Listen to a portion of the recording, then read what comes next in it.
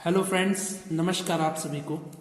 आज इस वीडियो में मैं आपको दसों थाट को कैसे लिखा जाता है ये लिखना सिखाऊंगा। ठीक है, इसको सीखने के लिए आप ये वीडियो पूरा जरूर देखिएगा।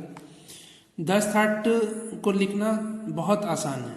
जैसे 10 थाट में सभी 7 स्वरों का यूज होता है, ठीक है, पर कुछ थाटों में कोमल स्वरों का यूज होता है, कुछ में तीव्र का होता है, ठीक है, कुछ में रे कोमल रहता है, कुछ में धा कोमल रहता है, कुछ थाट में रे ग ध्वनि चारों स्वर कोमल रहते हैं, किसी में एक भी स्वर कोमल तीव्र नहीं रहता है। ठीक है, तो मैं आपको आसानी से कैसे थाटों को लिखा जा सकता है वो आपको लिखना सिखाऊंगा। मैंने पहले ही 10 थाट को लिख लिया है कॉपी में, ठीक है, आपका टाइम वेस्ट ना हो इसलिए मैंने पहले ही लिख लिया है।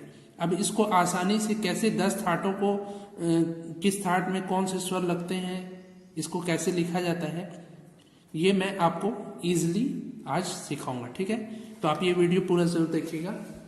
देखिए, स्वर 3 प्रकार के होते हैं। एक होता है कोमल स्वर, ठीक है, कोमल स्वर में जैसे रे हम लिख रहे हैं तो ये रे शुद्ध हो गया। अगर रे के नीचे हम लिख देंगे, ये लाइन खींच देंगे तो ये हो जाएगा कोमल स्वर। ठीक है, एक होता है तीव्र स्वर, ठीक है, तीव्र स्वर केवल होता है मध्यम। ये हम म लिखें तो ये मध्यम शुद्ध हो गया, पर यदि इसके ऊपर एक खड़ी लाइन खींच देंगे तो ये हो जाएगा तीव्र मध्यम। ठीक है, तो उम्मीद है आपको समझ में आया होगा। तो इन 10 थाट में केवल यही 3 तरह के स्वर यूज होते हैं, या तो शुद्ध स्वर यूज होगा, या कोमल स्वर यूज होगा, या तीव्र स्वर यूज होगा। ठीक है, तो आइए सबसे पहला थाट बिलावल देखते हैं। इसमें सा रे ग म प ध नी सा, ठीक है, बिलावल थाट में सभी शुद्ध स्वरों का यूज होता है। इसमें ना कोमल स्वर यूज होता है ना ही तीव्र स्वर। ठीक है, इसमें सभी शुद्ध स्वर यूज होते हैं। दूसरा थाट आता है कल्याण। कल्याण में केवल मध्यम स्वर तीव्र हो जाता है। ठीक है, सभी शुद्ध स्वरों में केवल मध्यम स्वर तीव्र हो जाता है, तो ये हो जाता है कल्याण थाट। फिर तीसरा थाट आता है खमाज। खमाज में केवल निषाद स्वर कोमल कर देंगे, सभी शुद्ध स्वरों में केवल निषाद स्वर कोमल कर देंगे, तो ये हो जाएगा खमाज थाट। फिर चौथा थाट आता है काफी। काफी में गंधार और निषाद ग और नी स्वर कोमल कर देंगे, तो ये हो जाएगा काफी थाट। ठीक है, सभी शुद्ध स्वरों में केवल गंधार और निषाद स्वर को कोमल कर देंगे, तो ये हो जाएगा काफी थाट। काफी के बाद आता है आसावरी। आसावरी में गंधार स्वर कोमल, धैवत स्वर कोमल और निषाद स्वर कोमल। ग ध नि ये 3 स्वर कोमल कर देंगे, तो ये हो जाएगा आसावरी थाट।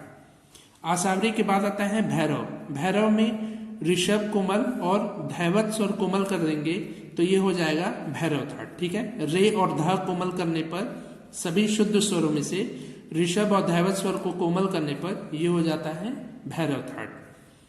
भैरव के बाद आता है भैरवी थाट। भैरवी थाट में रे ग ध और नी ये 4 स्वर कोमल लगते हैं और सभी स्वर इसमें शुद्ध लगते हैं। शुद्ध स्वरों में षडज, मध्यम, पंचम और तार सप्तक सा। ठीक है, ये 4 स्वर शुद्ध लगेंगे और 4 स्वर इसमें कोमल लगेंगे। ठीक है, तो ये हो गया भैरवी थाट। भैरवी के बाद आता है मारवा थाट। मारवा थाट में ऋषभ स्वर कोमल और मध्यम तीव्र लगता है। ठीक है, सभी शुद्ध स्वरों में से केवल आप ऋषभ और मध्यम को तीव्र कर देंगे, तो ये हो जाएगा मारवा थाट। मारवा के बाद आता है पूर्वी थाट। पूर्वी में ऋषभ कोमल, धैवत कोमल और मध्यम तीव्र कर देंगे, तो ये हो जाएगा पूर्वी थाट।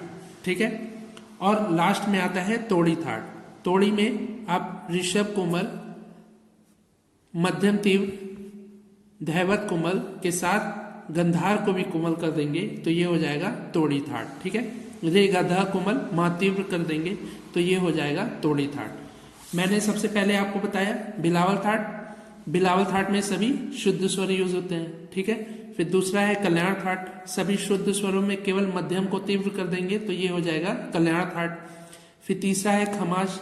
खमाज थाट में केवल सभी शुद्ध स्वरों में से केवल निषाद को कोमल कर देंगे, तो ये हो जाएगा खमाज थाट।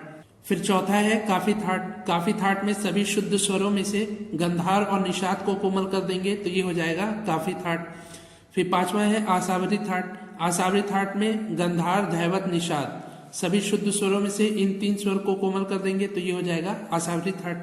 फिर आसावरी के बाद आता है छठवां थाट भैरव। सभी शुद्ध स्वरों में से ऋषभ और धैवत को कोमल कर देंगे तो ये हो जाएगा भैरव थाट।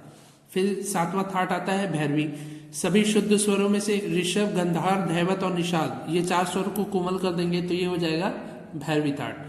भैरवी के बाद आता है 8वां थाट मारवा। मारवा में ऋषभ कोमल और मध्यम तीव्र कर देंगे तो ये हो जाएगा मारवा थाट। ठीक है।